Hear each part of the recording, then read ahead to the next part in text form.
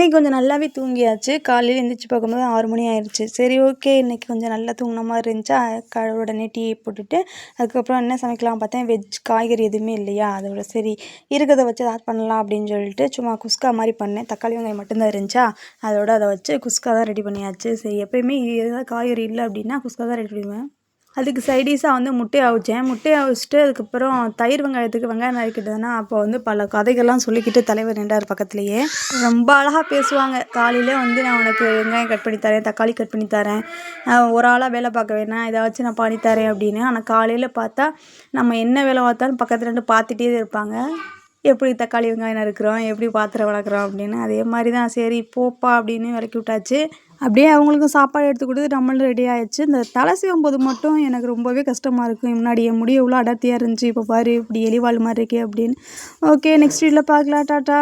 Video பிடிச்சிருந்தா like பண்ணுங்கள்.